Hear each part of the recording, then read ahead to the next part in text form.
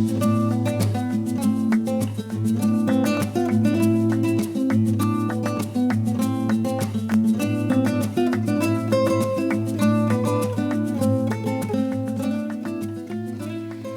ухаан танин мэдхүүн од мөндөр суугийн Атлас нэвтрүүлэг эхэлж байна.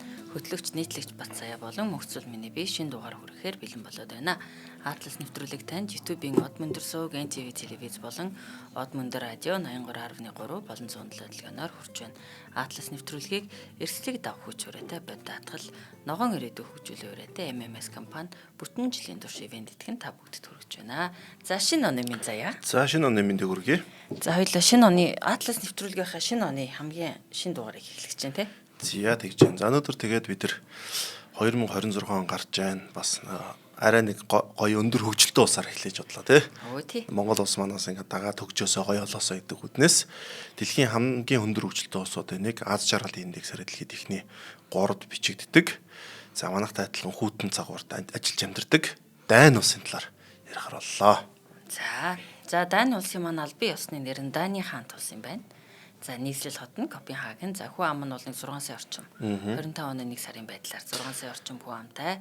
Европын хойд Европын Скандинавийн улс тооцогддог. Гэхдээ нөгөө Скандинавийн улс гэжтэй бид нар ойлгодог хэрнээ газар зүүн байрлал нь бол Европ төв дээр байгаа.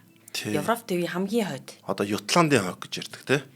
Юуланд өөртөө бол Юуланд. Тий, Юуланд гэж хэлдэг тий. Одоо ягаад Скандинавийн улс гэж явдаг вэ гэхээр одоо зарим одоо скич ингээд яг тухайн газар нутгийн нэршлэр нэг одоо Балканы улс гэхээр Балканы одоо яг уул нь бол Болгарт л байгаа гэхдээ тэр хойгийг тэр чигээр нэрлэдэг тийм. Бүх улсыг Балканы хойг. Одоо Балканы хойгийн улс гэж нэрлэдэг тийм. Яг тэрнтэй адилхан Скандинав гэхээр яг газар зүүн байрлалаар Скандинав хойг гэдэг нь ердөө л 3 ус байхгүй. Швед, Норвеги, Финланд тийм. За Скандинавийн улсууд гэхээр энэ 3 дөрөв нэмэгдээд яг адилхан соёл иргэншилтэй. За хил зүүн хувьд маш олон юмар адилхан Даниг оролцож байгаа. Тэнгүүд Норвеги орчиж байгаа. Тийм яг Норвеги түрүүн газар зүүн байдлаар орчиж байгаа. Тэнгүүд бүр алс олон Исландыг оролцож байгаа. Тэ Исландыг оролцож байгаа. Дээрээс нь Гренландыг хүртэл давхар оролцож байгаа тийм. За ингээд Скандинав гэж ерөөхдөө явдаг. Тэрнээс биш Европ ТV ер нь бол хойд цэг дээр байгаа улс юм байгаамаа. За тэгээд өөрсдөө үндэсний нөгөө Евро Шенгений орон, Европын холбооны гишүүн орон гэхдээ Еврозон буюу Еврог өөрийн мөнгөнд дэвсгэр болгон ашигладаг орн биш. Өөрсдийнх нь мөнгөнд дэвсгэрт нь Дани крон. За тэгээ газар нутгийн хувьд бол манай яг Баян Улгийн аймагтай л адилхан гэж ойлгож байна. Тэгээ ер нь бол маш жижиг газар нутгтай. Гэхдээ мэдээж баялаг төвхтэй төрд улс төрд ёсны хаан засаглалын хамгийн эртнийтэй хувилбарууд тэр улс орон дээр бий болж исэн. За тэгээ түрүүн манай заяагийн дурдсанаар бол дэлхийн аз жаргалын индекс нь маш өндөр ор юм. Маш өндөр тийш. За тэгээ үндэсний далбаа нь маш сонирхолтой. Ер нь бол хамгийн дэлхий дээр хамгийн удаан тогтвортой далбаа нь өөрчлөгдөөгүй. Улсад.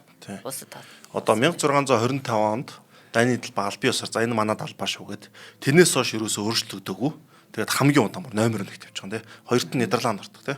Нэгт нь бол ингээд Дани ордог. Тэгэхээр түүх бол ямар мундаг вэ гэдэгтээс харуулж байна. Түүхийн хувьд бол Монголтой маш адилхан зүйлүүд нь одоо Дани бол Норвегийн эсхийн тий. За Швед тодорхой хэмжээнд орж байгаа тий. Тэр хэсгийн викингүүд гэж үүдэг. Викингүүд ерөөхдөө манайхантай адилхан ингээд гадшаага ингээд Дани тулаанд айгуух явж ингээд Европыг бол нэлээд өөрчилсөн соёлыг. Тэгээ манайхтай төстэй зүйл байдаг. Манайхаа яг морьтой давталж байгаа тэр бол сонгос давталж байгаа. Тийм за юм байна. За төрийн тогтолцооны хувьд бол нөгөө үндсэн одоо хаант засагт үндсэн хууль. Хаантай гэхдээ үндсэн хуультай парламенттай. За тэгээд өөрсдийнх нь парламентыг нь Фогтин гэж нэрлэдэг юм байна. Одоо нэг танхимтай 179 гишүүнтэй. За тэгээд тэдний нөгөө хааны гэр бүл нь өөрөө дэлхийн хамгийн одоо нэг угсаа хамгийн удаан одоо хаан төр үрж байгаа юм одоо тий. Одоо яг төр гэж хэлэх нь буруу. Одоо хаан угсаа залгамжилж байгаа гэж ойлгож болно. 1000 жил үргэлжилж байгаа юм байна. Одоо Британих ч юм бол дундаа солигдож байгаа шүү дээ тий. Оросч ч солигдож гэр бүлүүдтэй өөрчлөгдөг. Одоо бол Англид бол Баттенбергийн гэр бүл байгаа шүү дээ тий. За тэгээд дэлхийн ер нь бөмбөрцгийн хувьд хамгийн авилгалын индекс хамгийн бага. Тий. Оронд. За тэгээд нөгөө хүн амын дунд хийсэн судалгааны хувьд төрийн байгууллагуудаа итгэл нь хамгийн өндөр болсон юм байна. Тэгэхээр яг харахгүй маш өндөр хөгжилтэй. 50 одоо гэмт хэрэг бас хамгийн бага гардаг ус гэж байгаа. За тэгээд нөгөө Universal Healthcare буюу эрүүл мэндийн үйлчилгээ, боловсролын үйлчилгээ ихтэй сургуулиуд нь бүгд үнэгүй. За үнэхээр л их сонсоход сайхан газар. Тэгээ Гэхдээ дайнчуудтай өнгө тий. Тэгээ нийслэл хот Копенгаген нугийн дэлхийн амьдрахад хамгийн таатай хотоор жил болгон тодордог. Ийм сонирхолтой улсын тал дээр ярих гэж байна. За тэгээд яг Дан гэдэг ингээ бодоод ингээ зүгээр ингээ санахаар ингээ нэг юм викингүүд бол мэдээж бодогдож байна. Тэгээ зэрлэг овг аймагуд. Гэхдээ викингүүд нь өөрсдөө Германик овг аймагуд хоошоогоо очиж нүүдэлсэн тий. Нүүдлээд одоогийн биднийх одоо викингийн үе буюу манай эртний 8-9 дугаар зуунд анх тэр викингийн овг аймагуудыг бий болгосон гэж байгаа. За тэрнээс өмнө мэдээж хүн суурин амьдарч байсан археологийн баримтууд маш их байдаг. За тэгээд төмрийн үе, хүрлийн үед ч юм уу тий хүн амьдарч байсан, газар тариалан эрхэлж байсан. Тэгээд гар урчууд нь маш өндөр хөгжсөн. За тэгээд мэдээж тэдний хамгийн гайхалтай зүйл бол гайхалтай усчд байсан. Талаа тэнгисээр аялдаг, худалдаа харилцаа хийдэг. За тэг ямар сайндаа нөгөө хойд Америкт хамгийн түрүүнд очисон хүмүүс чинь викингүүд шүү дээ. Европоос очисон хүмүүс чинь викингүүд, Исланд, Гренландыг хүртэлтэй ингээд нөгөө талаар бас юм байгаа байхгүй нөгөө Дайн Европын хамгийн их хүн амьдарч болохоо зарлалтай бас байгаа байхгүй. Тэнгүүд тэр хүн амьдарч болохоо золон одоо ингээд Швед, Норвег, Финланд эдэр чинь ингээд одоо 80,000 гаралтай, 70,000 гаралтай гэж явдаж яг албан ёсноор хамгийн их гаралтай. Тэгсэн мөртлөө тэмт чинь хүн амьдардаг маш олон гаралтай. Тэ зүгээр л чулуун доггууд ч юм уу те шувууны үүрнүүд ч юм уу те одоо нэлээд том үүр болсон чулуунууд. Дайны нарлууч хүн амьдрах боломж маш өндөртэй учраас энэ нарлуудын донд юугаар явах вэ? Заваар явна.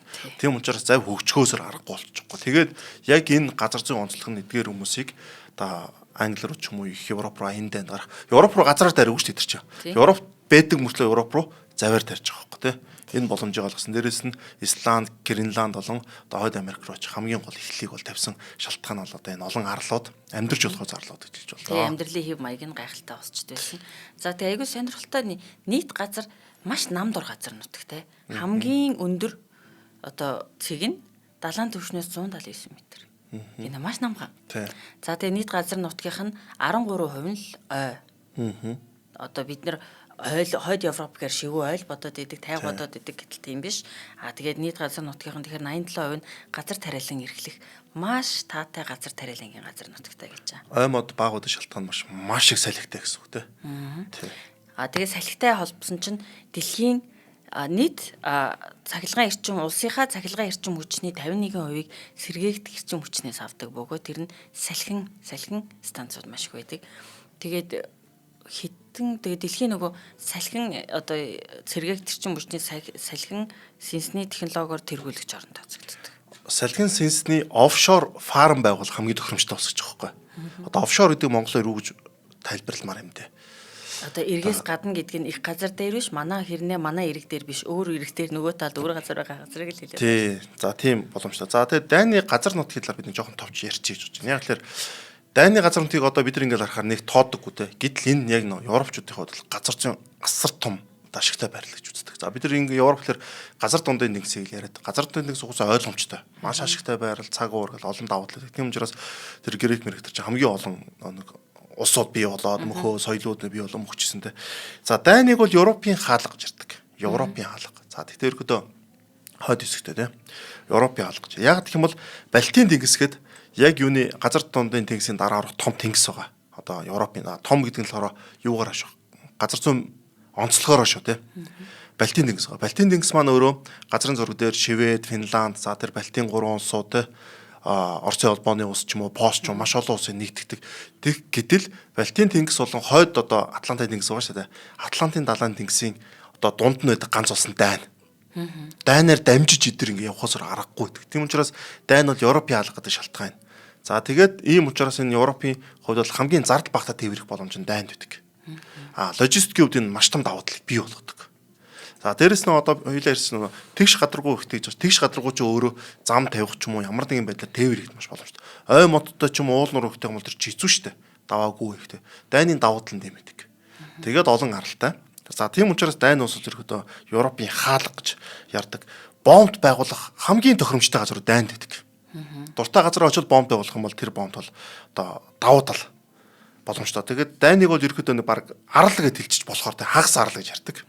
Европт ингээд газар зүйн хувьд ингээд холбогдоод Германаас хойш хэлж байгаа боловч ерөөдөө нэг арлын ингээд хэлчихээр болох үед тийм яриад. Тийм учраас хагас арал тэгээд арлуудын давуу тал гэдэг юм одоо давуу талууд байдаг.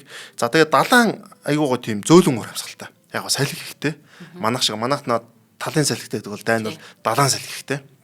Далайн зөөлөн уур амьсгалтай. За энэ ямар учиртай гэхээр хит их халдаггүй. За дээрэс нь хит их хүүтэн болдоггүй.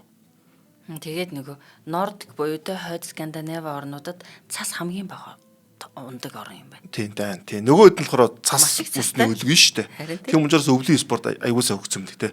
Хоккей, цаана биатлон ч юм уу те бүр одоо амьдралынхаа хэм маяг болсон. За тэгээд экспортын зардал бага логистик аягуудад давуу талтай учраас энэ хэсгийг бол ерөөдөө төгс байрал гэж хэлж болж байгаа. Тэгээ газар нутг нь одоо ингээд тийм тэг шулуун учраас.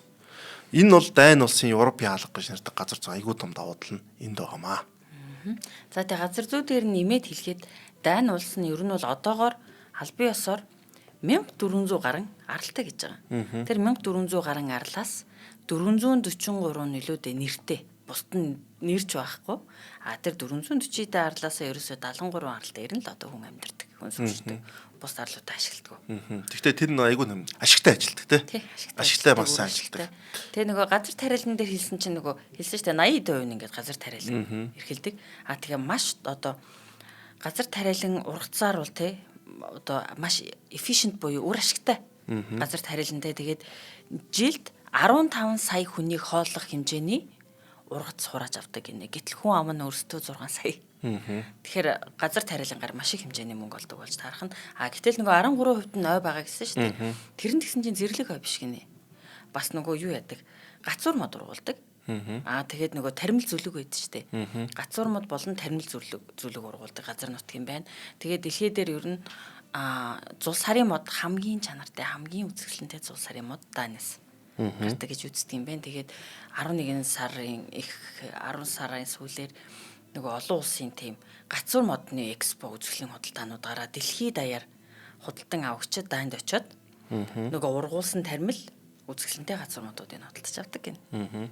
За одоо Дайныг ойлоо эхэлж байгаа юм чи викингүүдийн түүхийг бол тодорхой хэмжээнд хөндөж ярихгүй болохгүй те. За викингүүд яагаад ингэж гадагшаага Дайн хийгээд эхэлсэн бэ гэж байгаа. Энэ бол хэд хэдэн үндсэн шалтгаан байгаа. За нэгдүгürt бол хүн ам одоо энэ газар нутгад хэсгээр хоол хүнсний хомсдол гарна. Хоол хүнсний хомсдолоор хоорондоо байлдана. Байлдахаар яах вэ гэхээр зарим нь ингээд одоо иш чи явж одоо дөрвөх ч юм уу энд нэг хоол хайж те. Тэгээ өөр боломж хайж явж байгаа.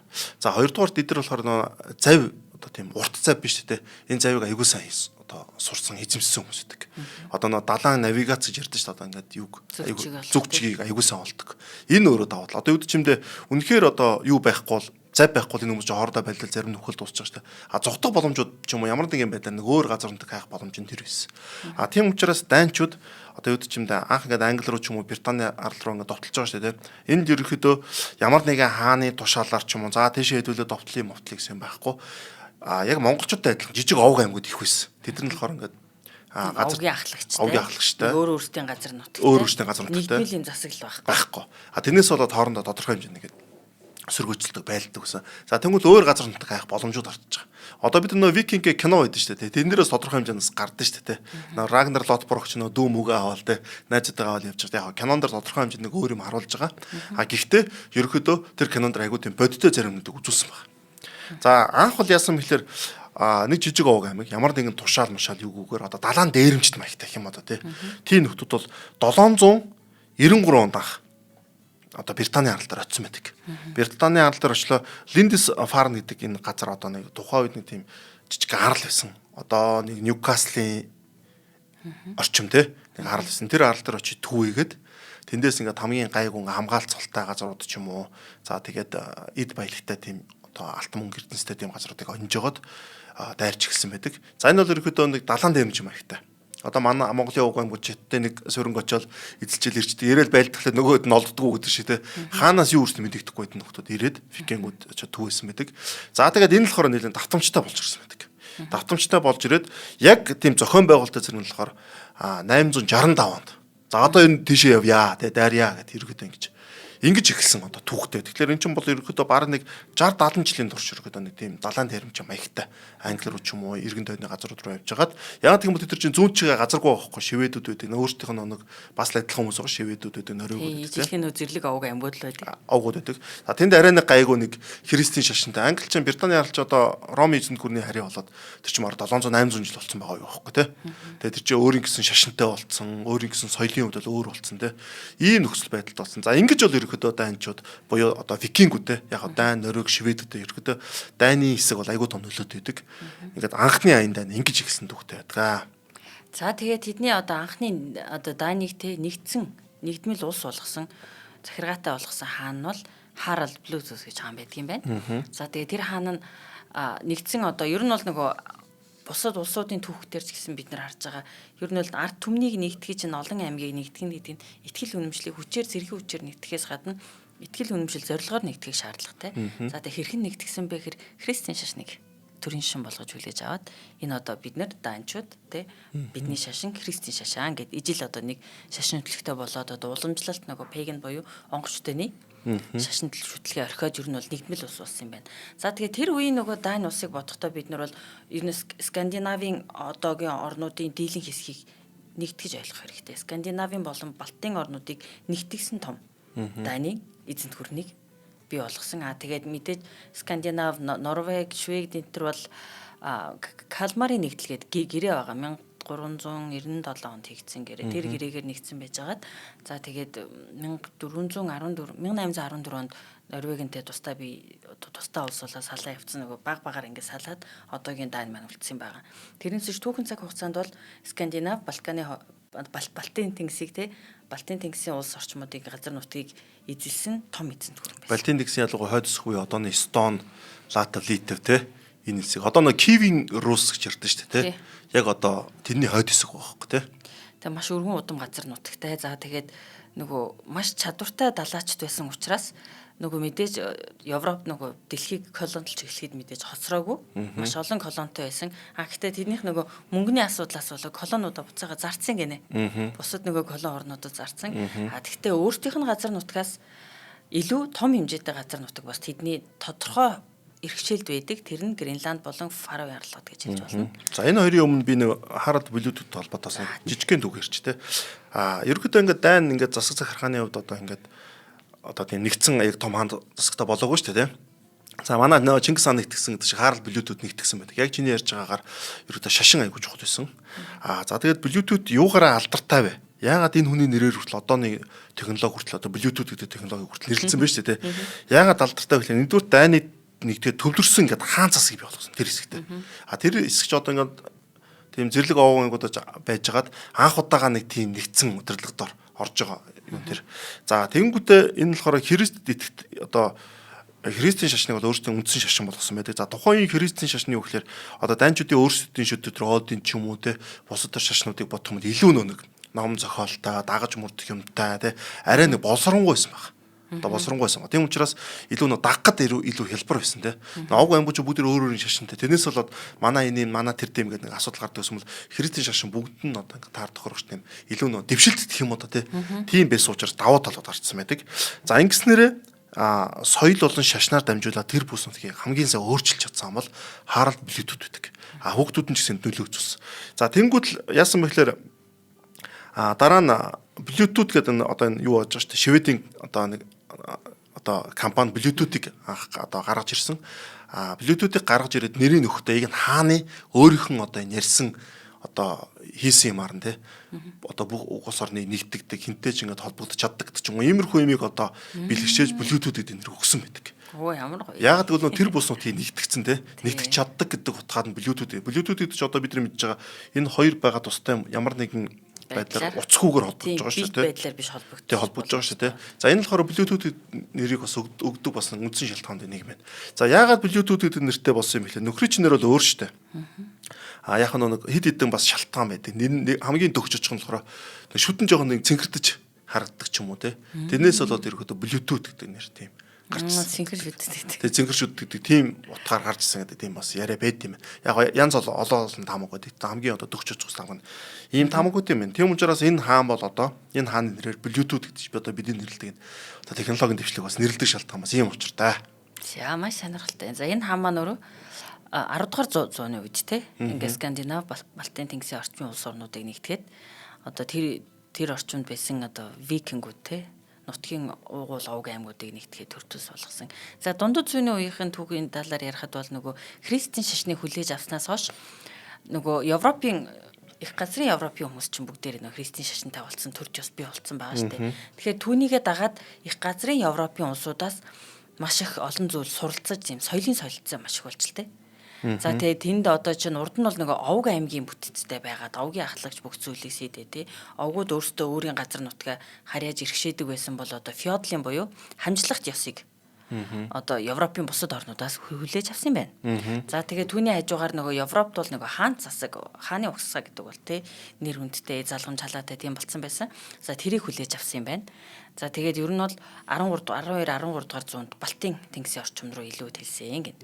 За тэгээ 1397 оны тэр нөгөө Калмарингийн Грегер, Дан, Норвег, одоо Свeden, Швейцартэй эдгээр бүгдээрээ нэг одоо хааны гэр бүлийн дор яг нэгдэж тийм бүр илүү том хүчтэй улс болж ирсэн юм байна. За тэгээ 1532 онд 23 онд энэ нь таран одоо бутран унсан гэж түүхэн бичвэр баримтаар байна. За викингүүд Европод маш их нөлөө үзүүлсэн айгүй олон шалтгаануудын нэг байдаг нь бас энэ Францын Нормандад анх удаага ингээд сорьсон байдаг. Одоо Норманд гэдэг мужийг байгуулсан гэдэг хэлээд олны буруудахгүй тийм. Хойд хэсэгдэж шүү дээ тийм Норманд чинь. Одоо Дюнкерк гэдэг байгаа шүү дээ. Ерөнхийдөө англитай элтэх сүд тахгүй тийм. Норманд л да. Одоо Падикали болоо Ламаншо болоо гэдэг ард найдаг тийм. Викинг гаралтай Европцсон язгууртны бүс нутгийг одоо байгуулж ирсэн. За та бүхэн нэг викинг гэдэг киног үзсэн бол Роло гэдэг нэг дүүн үүдэн штэ. Рагнар Лотброкийн дүү. Ерөөдөө Роло Гангер гэдэг нэртэй нөхөр яг энийг бол байгуулсан байдаг. Кинонд бол яг арай өөр. Гэтэ ерөнхийдөө ойролцоо үзүүлж байгаа юм л да. Яг харахгүй юм Роло гэдэг юм бол энэ одоо юг байгуулсан байдаг. За тэгээд за хурцлаа. Спонсор хэлчих тий. За тэгээ хоёлаа. Түр завсарлаад өнөөдрийн дугаарын ивент итгэжээд урдчихъя. За Atlas нэвтрүүлгийг маань бүтэн жилийн турш Монголын ууган даатгалын компаниудын нэг бод даатгал ивент итгэн та бүгд түргэж байгаа. За бод даатгал нь найдвартай хурдан хялбар үйлчилгээг эрсдэлгүй аюулгүй хамгаалалттай ирээдүйг цагцоор нь үйлчлүүлэгчтэй санал болгох юм байна. Тэгээ манайхан ч гэсэн сая шинэ жилээ тэмдэглэхээр Фуко Карл руу аялаад ирсэн. Бүгдээрээ даатгалтай явсан, санаа амаар явсан тий. Тэгэлгүй яах вэ? За өнөөдрийн дугаараараа хоёлаа гадаад аяллаа даатгалыг нь онцлоё. За гадаадын улс оронд аялж амарч буй аялагчдад зориулсан аялын иж бүрэн даатгал нь аялын явц тохиолдож болох гинтийн санхүүгийн эрсдлүүдээс хамгаалж дэлхийн аль ч улс оронд байрлалын хязгааргүй үйлчлэх 24/7 хамгаалалт бүхий даатгал юм байна. За бод сос иж бүрэн даатгал нь дэлхийн тэргүүлэх International SOS эрүүл мэндийн даатгал байгууллагын давхар хамгаалалттай бөгөөд эмнэлгийн яаралтай тусламж үйлчилгээг цаг алдалгүй үн төлбөргүй авах боломжийг үйлчлүүлэгчтэй бий болгох юм байна. За тэгээ бод даатгал маань нөгөө энэ олон улсын энэ одоо AXA, SOS гэдэг олон улсын энэ том даатгалын бүтцүүдийг системүүдийг Монголд оруулж ирсэн анхдагч компани. Тэгээ Монгол дахь цорын ганц одоо түншин юм байгаа. Тэгээ 10 жил болж байгаа юм байна. Монголд нь олон улсын даатгалуудыг одоо борлуулж эхлэв те биднэрт нь олон улсын том даатгалуудыг одоо хэрэглэх боломжийг бий болгоод 10 жил болж байгаа юм байна. Тэгэхээр аялал амьдралын замнал төвшиж явах хамтрагч бол бод даатгал байгуулнаа гэж. За бод даатгал компани хаяг нь Чингэлтэй 4 багт 23 бод даатгал самхаг мөн бод зураас иншүрэнсцэг хом хаягаар ороо та хүссэн даатгалын үйлчилгээгээ онлайнаар дан системээр өөрийгөө таниулаад авах боломжтой.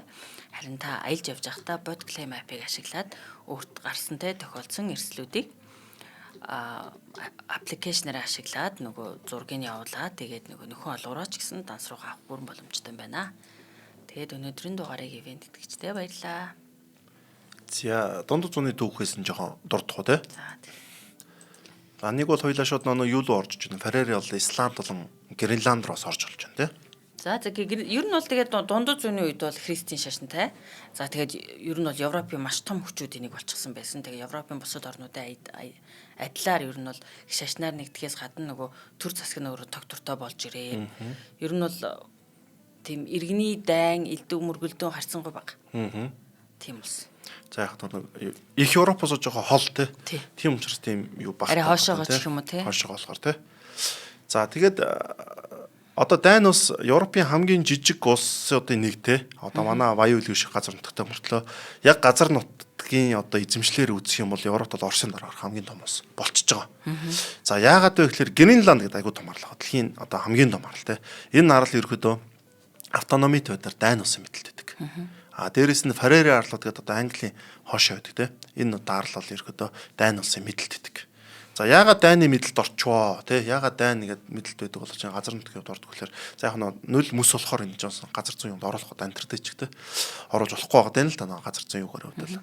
Дээрэс нь Фарер, Исланд, Гренланд руу хамгийн түрүүнд очсон юм одоо энэ Дайн нөрөөгүүд те викингүүд гэж боддог те. Викингүүд буюу одоо энэ викингүүдийн үрсад гэдэг түүхийг ярих юм бол ахаа тусдаа түүх болоо авчих واخ те.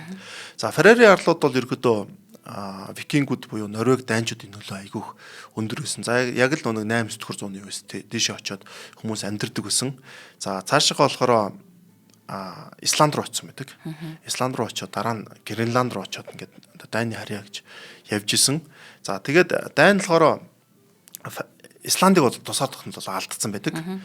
Фарер болон Гренланд яагаад байдаг гэхээр энэ ялгаанууд нь байгаад байгаа. За нэгдүгээр Дайны газар нутгаас Фарерыг хянахад арай хялбар байсан. Ойрхон байсан. Дээрэс нь газар нутгийн хувьд бол бага байдаг гэсэн. Тэгээ Фарерчууд нь өөрсдөө ингээд тусдаа ус болъё гэж үзэн штэ тэ. Тусдаа ус болохоор эдийн засгийн хувьд бол айгүй эрсдэлтэй болчихж байгаа. Цэрэг Дайны хувьд эрсдэлтэй. Яг бол тусдаа ус усгом төрж очиод Англи ч юм уу, тухайн Нидерланд ч юм уу, Франц ч юм уу очиод эзэлчих боломжтой тэ.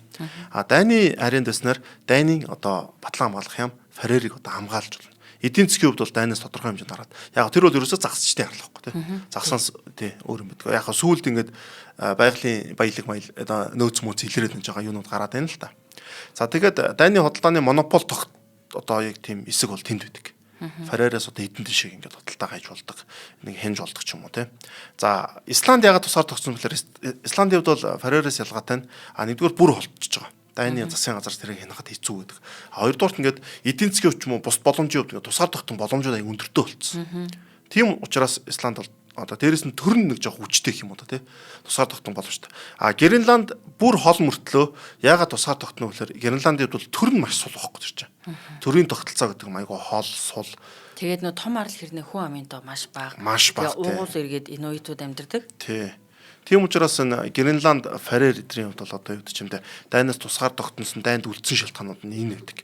За Фарерийн арлууд бол ерөөдөө хөгжлийн өвчсөнд Дайнтайгаа цуг байгаа учраас айгүй тийм юутай л байна л да. Хөгжлийн хувьд бол тун дажгүй байгаа юм л да. Одоо хөл өмгийн нэг залуучдын дэлхийн аварч хөл нэг Европын аварч хөл том тэмцээн болох гэж байгаа байхгүй хоёр хотод нь тий. Тэр энэ айгүй дажгүй гэсэн үг байхгүй тий. Хоёр цэвэрлэг үетэй чинь дэлхийн 2 дугаар дайны үед Фарер арлуудыг чинь британчууд эдэлсэн байсан. Тэгээд Дайн тэр хоёр нэг Тэр гэхдээ тэр хоёрын тулааныг дэлхийд дээр хамгийн эв наримталтай дайнчилв нэг тиймэрхүү нэг тэр асуудлыг тэгж нэрлээд идэх юм байлээ.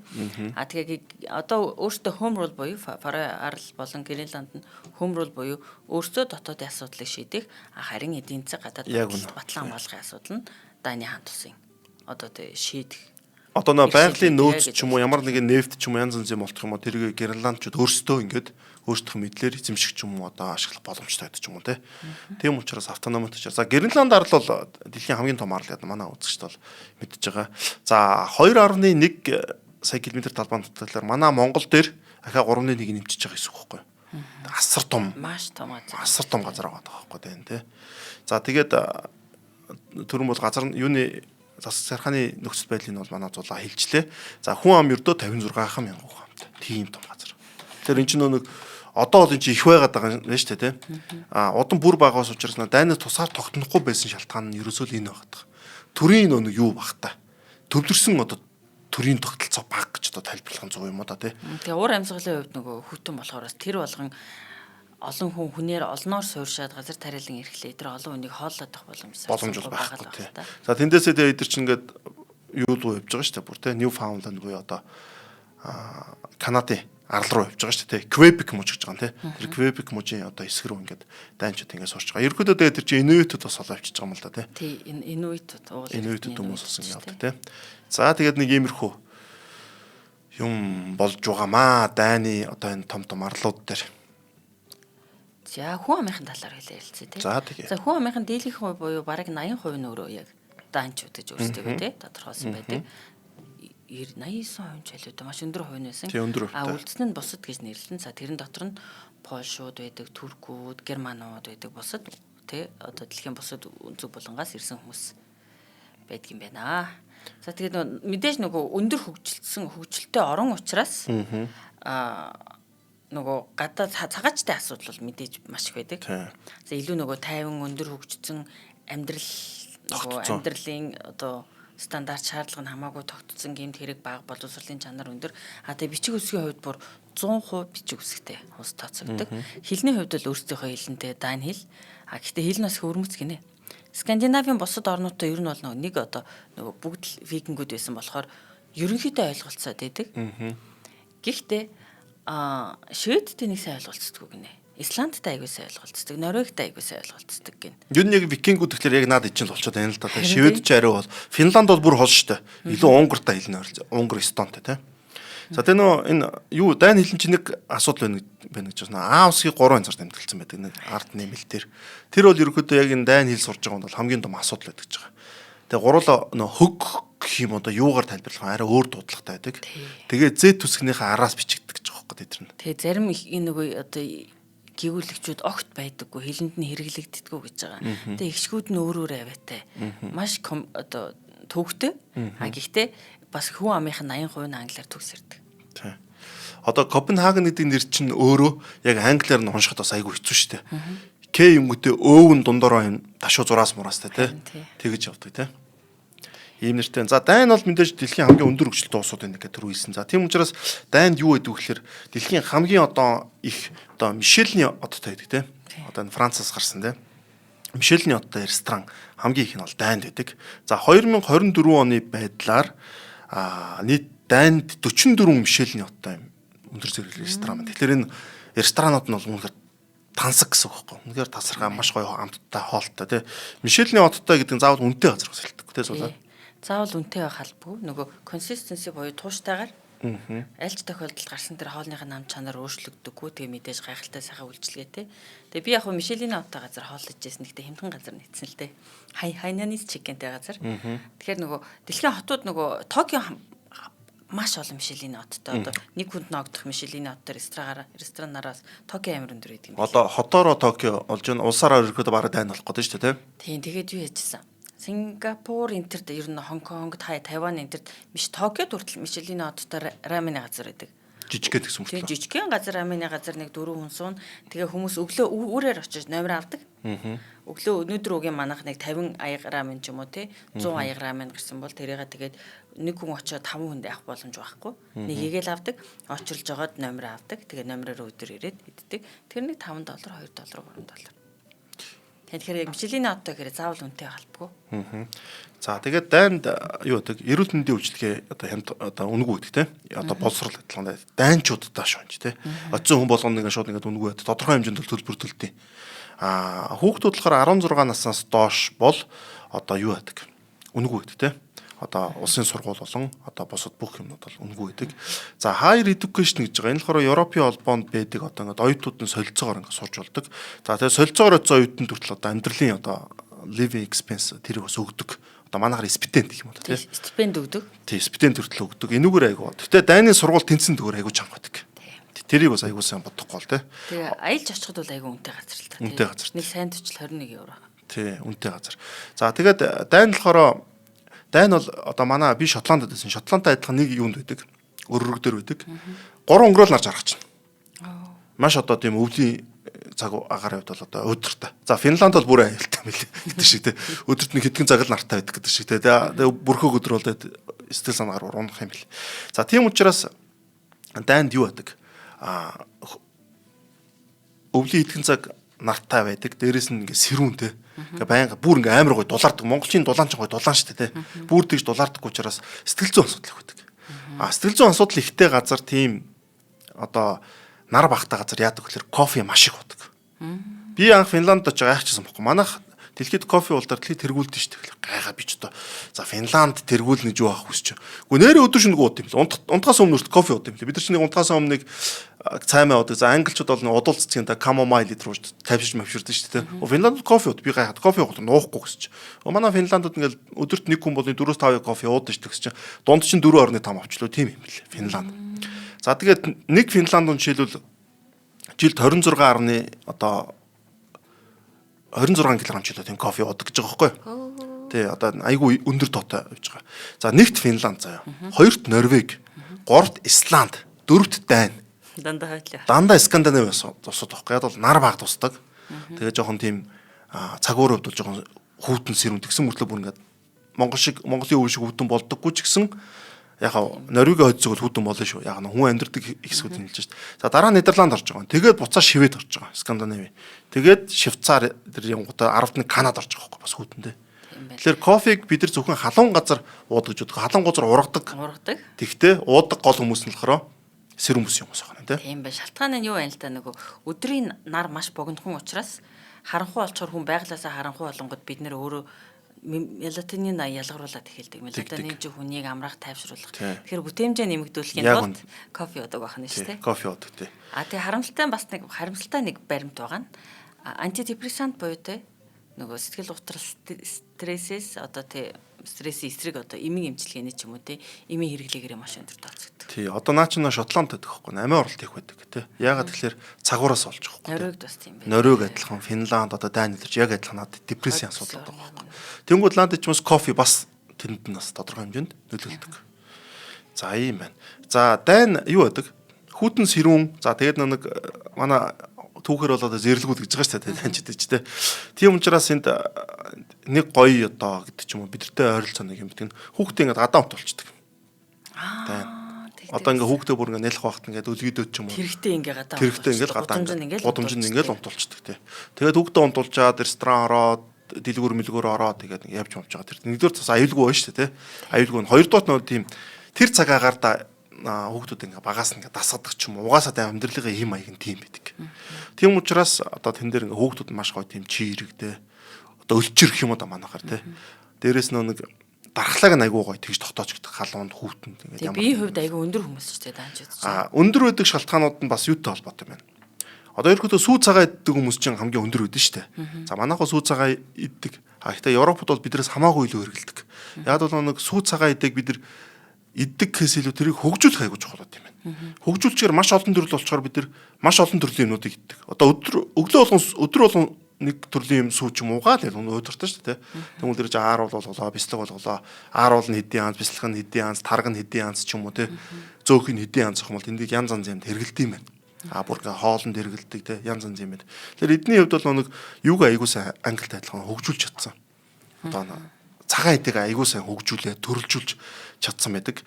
За энүүгээрээ дайнчууд бүр алдартай байна. Дайн нөхөр бол бүр өстой үнэхээр супер юм байна. Одоо нөө хэдэн грамм суу гараадаг марадаг гэдэг айгуу алдартай. За тэгээд 150-аас дээш одоо энэ сүү цагаадаг экспорт нь гаргадаг дайнчууд. Энүүгээрээ мөнгө болдог. За Дайны агрикулчур экспортын 20% ингээд бацсан байдаг. Одоо яг энэ сүү цагаадаг үнэхээр хүн бага тань л давхар гадагшаага зархад те. Хүн баагаад байна. За тэгээд мэл одоо сүү болон бусад зүйлүүд бол ингээд өдөрт Мэрилэнд маш ихээр явж идэг. За тийм учраас хүн ам маш өндөрөө. Дэлхийд яг хоо Нидерландууд хамгийн өндөр гэж Нидерландуудын шалтгаан бас тэр цаг агаараас гадна тэр сүү цагаарлаа нэрлээ шүү дээ. Бяцлаг байна те. Маш олон төрлийн бяцлагууд байдаг. За Дайн эрэгтэй дундаж өндөр нь 181 гэж байгаа. Амар өндөр байгааз. 181. Эмэгтэйчдийн дундаж өндөр нь 168.7. Бараг л 69. Өндөр байгааз. Дундаж нь ч хүрхгүй. Дундаж нь амар өндөр байгааз те. Тэгэхээр дайнчуудын хувьд бол ийм нэг том давуу талууд байна. За хоёлаа төр завсарлаад өнөөдрийн ивент итгэжээ дурдъя. За ногоон ирээдүйг хөгжүүлэгч MMS компани Atlas нэвтрүүлгийг маань бүтэн жилийн турш ивент итгэн та бүгд түргэж байгаа. За MMS компани нь эрчим хүчний салбарт үйл ажиллагаа явуулдаг нарны эрчим хүчний системээр дамжуулан айл өрх аж ахуйн нэгжүүдэд бие даасан эрчим хүчний төслүүдийг хэрэгжүүлдэг мэргэжлийн хамт олон юм а. MMS компанийн цахилгаан эрчим хүч болон уул уурхайн салбарт үр ашигтай дэвшилтэд технологи зориулсан бүтээгдэхүүн шийдлүүдийг санал болгодог. За тэгээд асла одоо төвийн нөгөө цахилгаан эрчим хүчнээс холтой аслагдсан газар хөдөө аж ахуй үйлдвэр ахуй өрхийн хэрэглээнд ч гэсэнтэй та бүхэн байгальд ээлтэй ногоон эрчим хүчээр өөрийнхөө эрчим хүчний асуудлыг шийдэх бүрэн боломжтой. Тэгэхээр энд танд MMS компани мэрэгжлийн хамт олон туслана. За өнөөдөр ивент итгэгчтэй баярлалаа. Ивентчтэй баярлалаа. За дайн ус бол юу болж байгаа? Дугуйн их орон гэж явдаг.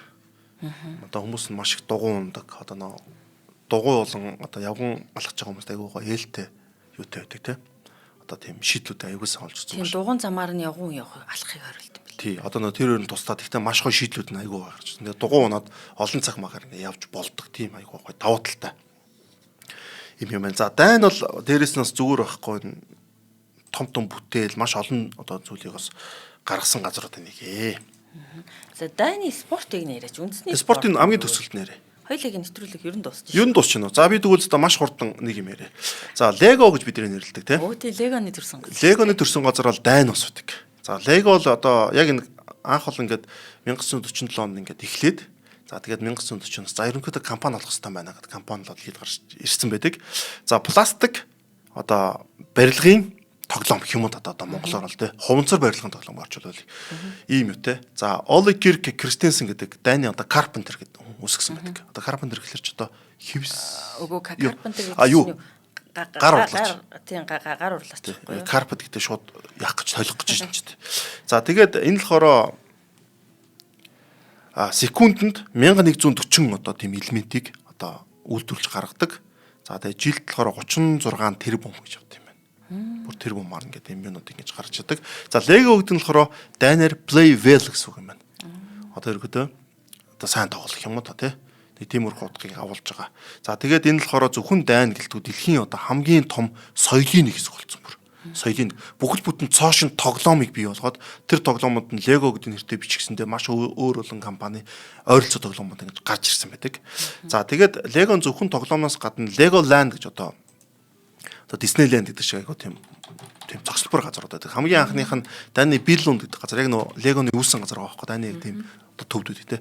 Billund Resort гэдэг 1868 онд гарсан. Одоогоор дэлхийд Legoland болохоор 12 улсад 12 газар байдаг. Ахад энийг бол одоо ихсэг нь хамгийн сүүлийнх нь 2025 онд Шанхайд Lego нээлттэйсэн юм байна. За тэгээд Дайнаас гадна олон улсад хамгийн анх гарсан болохоор 1996 онд Британий Винцорт гарцсан байдаг. За тэгээд тэрнээс хойш дэлхийд дээр тараад одоо Калифорни ядарч амар том штэ нүсэр том. Бүхэл өдөржингөө явна. Бүр Legoland-ийн аялал гэж асар том аялал байна. Legoland-ийн буудал бонзаа. Legoland-ийн ортой бүх юмтай. Хүүхдүүд бол бүх юм Lego. Хүүхдүүд бол тэнд бол зүгээр штэ. Мөрөөдлийн газар. Ялангуяа 2-оос 12 настай хүүхдийн хувьд бол хамгийн гоё тоглоомын хэсэг бол Legoland. Lego гэж авдаг. Яг бол тийм насны хүүхдүүд чи 12-оос доошлохоор Легогоор их тоглодог. Лего ерөөдөө өөрийнх нь зүрх сэтгэл нь байдаг. Баатар найт юм байна л да. Тэгвэл Леготой орон дээр унтан Легогийн буудалд бүх юм Лего одоо цай хоол одоо юу гэдэг нь аяга албанаас эхлэв те. Тэгээ тэрнийх нь тоглоомын дүнээд асар том.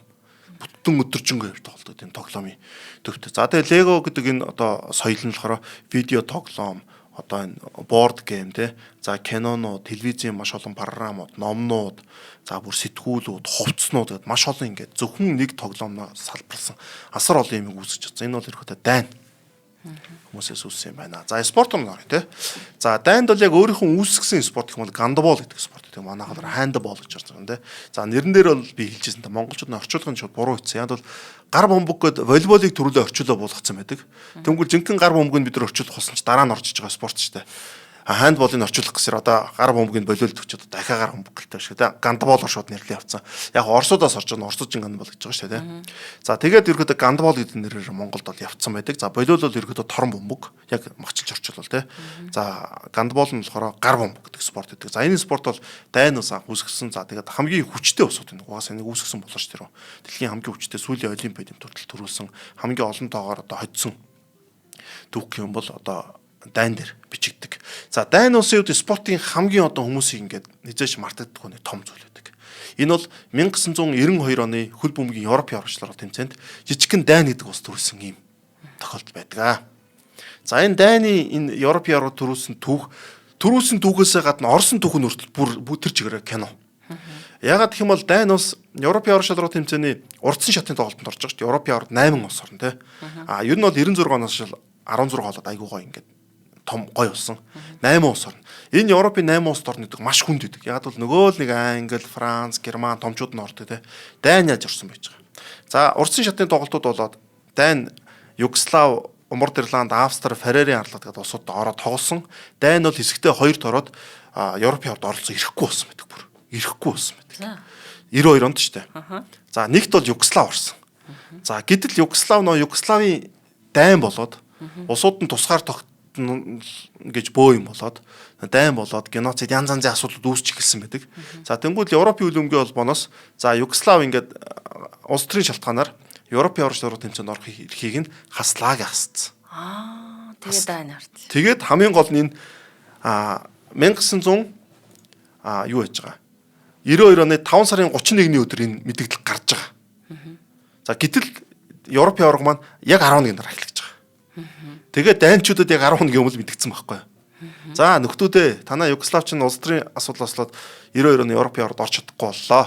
Тийм учраас та нар Европын аваргад ороо гэд дайнчуудад 11-ийн өмнө мэдгдсэн байдаг. Тэг яг Европын аварга нь азар яг хажуудлын Шведэд болохоор байсан. 10 хоногийн дотор дайны хөл өмгийн холбоо бүх тамирчтай цуглуулсан байдаг. Яг л тэр Европын аварга гэртээ үзнэ гэд хөл өмгийн амралт эхэлж байгаа шүү дээ. Клубүүд бүгдээрээ амраа тийм. Байнгын бэлтгэлгүй болоод яг дөнгөд дуусчихсан учраас тамирчдын бэлтгэл нь яг хадгалагдсан байсан тийм. Ерөнхийдөө нэг жоохон амралтын байдлыг орох гэжсэн чинь 31-нд ийм нөхцөл байдал үсээд дайны хөл өмгийн холбоо 10 хоногийн дотор чигшээ багийн тамирчтай бүрдүүлэх хэрэгтэй болсон байдаг. За тэгэл 5 сарын 31-нд мэдээлэл гарлаа дайны Европын аваргад орохоор боллоо. Дайны тамирчид цуглуулж гисэн байдаг. За хин хаана энэ одоо манайхаа нууцтал задаас гинтийн энэ гинтийн шийдвэр дайнчуудыг нөлөөсөн гэдэг юм л. Яг бол 50 Европын аварга зургатаар үзнэ том улсуудаа харна гэжсэн хүмүүс чинь гинт орохоор болчихгоо сэтгэл зүйд айгуу тэмээд бол зоригтой болчихж байгаа байхгүй тийм. Орон нэгдэг улсууд чинь ингээл төлөвлөгөө гаргаад янз янзын юм ингээл хийж байгаа бол дайнчуудын төлөвлөх хугацаа маш бага байсан. Ерөнхийдөө 10 хоногт хүмүүсээ цуглуулна. Тэгээ хүмүүс нь ирэх гэж бас 1 2 он хэд он тийм. Тэдрийгээ цуглуулад таагдаг одоо айгуу бол юм на ярилцсан тийм. За ингээд дайн гэдэг улс Европын аварга тэмцээнд орж байгаа. Орохдоо бүр амар хэсэд орж байгаа. Тэмцээн зохион бол Швед, Англи, Франц гэдэг улсууд орж байгаа. За тэгээ дайн худлаа болоо. Тэгсэн чинь яг дайн эхний тоглолтод Англитай 0-0, дараа нь Шведэд 1-0 орж байгаа. Эхний хоёр тоглолтод гол оруулахгүй байж байгаа. Сүүлд нь Францыг 2-1 орж байгаа байхгүй дасгалжуулагч агуу тийм зортой шийдмэг үйлдэл хийсэн гэж үздэг юм лээ. За энэ хөл өмгийн нэг дөрмөн дайнд агуу давуу тал болгосон байдаг. Яг л 1900 яг өмнөх 90 оны дэлхийн аваргач төлөмөглөх айгуу өдөрт тоосон байхгүй. Яг л хаалгач руугаа бөмбөг хаалгач нь бариад авдаг гэсэн. 92 онд тэгсэн. Тэгвэл хаалгач нь барьж аваад бөмбөгөө ингээд удаагаал те цаг барь. Нэг гол оруулж айгуу ингээд удаан цаг барьдаг. Хөл өмгийн айгуу өдөрт олгосон учраас энэ дөрмийг 94 оноос халтсан байхгүй. Одоо би ингээд хойш хаалгач руугаа бөмбөг хаалгач барьж болохгүй байхгүй. Хөлөөрөө тоглоно. Энэ хөл өмгийг айгуу том дэвшил бас айгуу том болсон. Одоо харахад инээдтэй юм шиг мөртлөө тухайн үед энэ ч шийдэх гэж бөөн хэрүүл болж байгаа шүү дээ те. За ингээд энэ хамгийн сүүлийн тэмцээн байхгүй. Тийм учраас энэ дайнд аз болсон. За тэгээд энэ хэсэгт Франц, Англи гэсэн хоёр том баг нь хоёулаа хожил аваагүй мултраад дайн Шведээр хэсгээс гараа явж байгаа. Дайн Шведээр. Тэнгүүл энэ чинь хамгийн том давуу нь 8хан баг орж байгаа сүүлийн тэмцээн шүү дээ бас. Дараагийнхаар 16 олж төрүүлэхэд бүр хэцүүлэн дээ. Тэнгүүл ердөө дараа нь 2 хожижчих юм бол дайн Европын аварга боломжтой байхгүй. Ердөө 4 баг болчихж байгаа. Тэнгүүл өмнөх Европын аварга Нидерландтай дараад 2-2-оор тэнцээд торгуулийн цогцол зогстой дайны хаалгач нь үнэхээр супер хаалгач байсан. Питер Шмайхель гэдэг. Манчестер Юнайтед гэдэг одоо мундаг байгаа шүү дээ. Тэрний хаалгач байсан. Питер Шмайхель маш сайн тоглож хаагаад тэгээд өмнөх Европын аварга Нидерланд өмнөдөө супер байсан. Нэрийг ингээд мултлаачиж байгаа. За ингээд аваргын талаа Германтай тоглосон чинь дайнчууд чинь Европын аваргад ингээд орон нэрч төсөөлөг ус гинт орохоор ямар ирж хүчтэй зоригтой болтойг харуулж байгаа. Яг бүрэлдэхүүн муу байгаагүй дажгүй байсан ч гэсэн те Аз ёндоо те нөхцөл байдал, улс төрийн нөхцөл байдал маш олон юм давхцаа дайнчууд Германыг тухайн юм одоо маш хүчтэй Германыг 2-0 харьцаатгаар хожоод ингээд Европ сүүлийн Европын аварга, сүүлийн дэлхийн аварга хоёрыг хожоод ийхүү Европын аварга болсон. За энэ мэдээ бол дайн гэлтгүй дэлхийд бүр шок болсон. Хөл өмгөөр дайныг бараг мэдэхгүй хүмүүс. Гэтэл дайн гэдэг нь сүүл өмгийн Европын аварга тэмцээний алтан медалыг ингээд авч байгаа. За ингээд юу гаргадаг штэ. Мэргэн 39 доо 3 голтой өндөрсөн дайн хүн 4 өндөрсөн нэгэн дайн хүн. За тэгээд бэлэгдлийн шгшээ гэдэг хамгийн супер 11 гэдэг орлогод ердөө 2хан дайн үл орсон 4-өөс мөртлөө. За энд бол Германаас 4 хүн, Нидерландаас 3, Францаас 2 хүн орсон байдаг. Франц хэсгээсээ гараагүй мөртлөө штэ. Тэгээд энэ одоо маш олон тийм нөхцөл байдлууд дээр давуу тал гарч юу басан байдаг. Төрүүлсэн байдаг. Дайнчууд бол. За ийм нэг сонирхолтой байгаа зэн тий. Спорт гэдэг бас л. Тэрнээс хойш дахиад юу нэг Европаар болсон юм уу? Юу гэж болох вэ данч одоо болохгүй шүү дээ. Европын орууд дараагийнхаа 2000 оны Европын орууд марг орлоо яалаа. Тэгэл орохгүй тоглолт нэг ч данч. Тэглээд чигээд ороод тань эрхээ аваагүй байсан байхгүй. Тэгэд Югослав дайн болж яана гэл тэгэл ороод ингээл төрүүлсэн даваа талтай болсон байдаг. За маш сонирхолтой байлаа заяа. За ингээд та бүгдээ шинжлэх ухаан таны мэдхүн од мөндөр сүгийн атлас нэвтрүүлэг хүрлээ. Хөтлөгч нийтлэгч Бат Заяа болон мөхцөл миний би энэ дугаарыг та бүгд түргэлээ. Атлас нэвтрүүлэг танд YouTube-ийн од мөндөр сүг, NTV телевиз болон од мөндөр радио 83.3 болон 107 дэлгэнээр хүрч байна. Атлас нэвтрүүлгийг эрсдлийг давах хүч өрөөтэй бодоатгал ногоон ирээдүйг хөгжүүлэх өрөөтэй MMS компани вендэтгэн та бүгд түргэлээ. Дараагийн дугаараар уулзлаа баяртай. Баяртай. Нэвтрүүлгийг хүлээн авсан Нарны аймгийн монголчуудтай баярлалаа. Од мөндөр сувг нь энэ мэдчлэн таны мэдхүйн мянган нэвтрүүлгийг 2026 оны 7 сарын 1 хүртэл та бүхэндээ хүргэх юм. Их хэлээрээ шинжлэх ухаан танин мэдхүйг түгээх нь үлсэд нэгтгэх хүсвэл та бидэнд хандив өгөх боломжтой. Жилдээ ганцхан удаа 100 мянган төгрөгөөр биднийг дэмжснээр шинжлэх ухаан танин мэдхүйг түгээх энэ үйл хэрэг амжилттай үргэлжлэх юм. Од мөндөр нэр дээрх Худал ажлын банкны дансгаа 4191 Тэг 4518. Та 100 мянган төгрөгөөр шилжүүлэхдээ гүйлгээний утга дээр нь өөрийн нэр болон утасны дугаараа заавал бичээрэй. 100 мянган төгрөг хандалснаар од мөндөр сүгийн алтан гишүүн болох юм а. Шинжлэх ухаан танин мэдхгүй Монголд ялах болтугай.